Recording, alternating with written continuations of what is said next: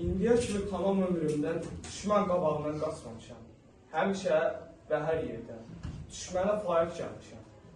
Allahdan savayı heç kəsdən qorxmamışam. Mən haman üstəməm ki, Topdağıtmaz Cümşid bəy evini xaraba qoydu. Mənə bir təşəbbüs satmaqdan ötürü Kərim xanın yurdunu xaraba qoydu. Tarmar elədi, evinə od vurdu, külünü havaya savurdu. İndi mən ağzına sürü gələn bir cavandan qorxacağam. Bir at görməmiş, bir tüfəng almamış, övrət sifətdə bir uşaqdan çəkinəcəyəm. Mən Rüstəm zamanə heç vaxt. Görək, Fəxrəddin bəy atası Heydər bəy kimi qoçaqmı olacaq? Yoxsa qabağından dovşan kimi qaçacaq? Heydər bəyi öldürdü, qardaşlarını da bu vilayətdən itirdi.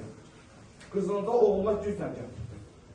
İndi məgər mən ölmüşəm ki, Fəxrəddin gəlib ad alıb san çıxartsın və mənim oğlum, Rəşid kimi oğlun qanı yerdə qalsın. Yox, o mən deyiləm. Əhməd, Vəli, hər ki onun atası yolu göndərməsəm, bu papaq mənə övrət dəstək olsun. Bir tək Fəxrəddin oğlum Rəşidin qanına layiq ola bilər. Gərək o evi xaraba qoyam. Fəxrəddin bəy Heydər bəy oğlu. Deyirlər gəlibdir. Onu görəniniz varmı?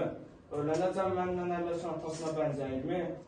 Xeyr ağa, görməmişik. Ancaq belə deyirlər ki, çox qəribə oğlandır. Alçaq, mülayim. Başqa da deyirlər ki, rəiyyətdə özünə məktəbxana, azarxana açıbdır. Həkim gətirib, mama gətirib. Eşitmişəm. Fəxrəddin tamam dünyanın gözü olsa da, gene mənim oğlum Rəşidin əməli deyil ki, onu Heydər bəy para eləmişdir. Fəxrəddin, nə qədər Fəxrəddin gözəl olsa, nə qədər ağıllı, kamallı olsa, mənə bir o qədər xoşdur. Çünki onu qəza oğlum Rəşidin qanına layiq görməliyim və mənim üçün məqamı intiqam. Əhməd, Vəli, Rəşidimin yadigarları, o bədbəxt gecə biz əhd-peyman elədik. Öz aramızda əl tutuşdu. O əhd-peyman yadınızdan çıxmayıbdır ki. Xeyr ağa, elə halət, elə məqam yaddan çıxa bilməz. Başımızdakı papaqdır, övrən nəçək deyil. Əvvəl axır ölümdür ağa. Qoy can bıçı olsun, namus yolunda, qeyrət yolunda. Rəşdaranın müsibətini unutmaq olmaz. Cavabınız mərd-gidin cavabıdır. Çörəyim sağlı olsun. Sizdən bir yerdə biçarə Rəşidim sağ olsaydı, o da belə cavab verərdi. Haradasan oğul, benim sındıran oğul. Yaralarım yadıma düşəndə, dünya bu aləm başıma aylanır. Bədənim of tutub yanır, başımdan tüstü çıxır oğul. Gedə bilərsiniz. Sağ olun. Hərgah mənim oğlum Mahmudda namus, qeyrət olsaydı, mənim nişanələrimin %1-i onda tapılsaydı, indiyə kimi qardaşının intiqamını almışdı və məni bu dərddən xilas eləmişdi. Heyf sənə Rəşid, heyf sənə. And olsun Rəşid bəyin qəbrinə. Hərgah mənim oğlum Mahmud övrət sözünə baxıb bir qeyrətliyi qəbul eləsə, mən onu bir də oğul deyib çağırmayacağam.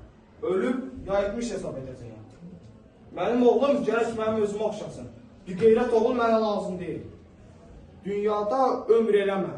Elədinsə, namusu qeyrəti əldən vermə. Mahmud. Nə buyurursunuz? Mahmud, sənin məhəbbəti məni vadar elədi. Mən də düşmən qızını gətirdim. Evimdə gəlin elədim. Mən öyrəndən sonra dövlətimə şərik. Demirəm, pis qızdır, ağılsız, kamalsızdır. Lakin düşmən qızıdır. Və bu düşmənçilik ki, bu saatki aramızda var.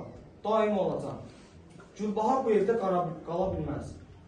Müsibətlə gələn qızı düşmən evdə qaytarmaq özü böyük bir müsibətdir. Qandın ki, tələbinlədir. Deyil, səndən cavab gözləyirəm. Məni bağışlayın ata, hərgah məhəbbət, necə ki buyurursunuz. Sizi vadar elədi, gəlin barəsində cəbrə iş görməyə.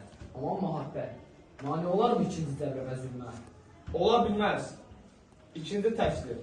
Hazırsanmı Heydər bəyin yurdunu xaraba qoymağa, yurdunda bayquş ulatmağa, qardaşın Rəşid bəyin intiqamını almağa?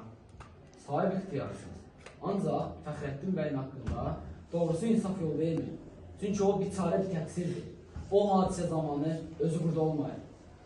Vay Mahmud, mən sənin cavabını qabaqcadan bilirdim. Heyf sənə Rəşid, heyf sənə.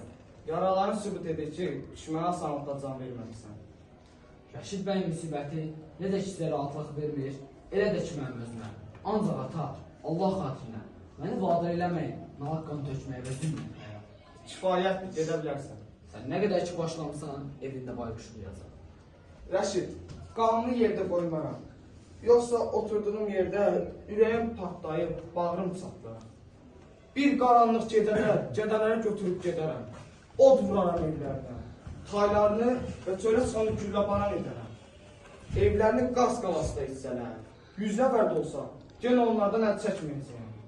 Mənə 2 etibarlı nökərim, Cahangir bəy və dostları kifayətdir. Vay.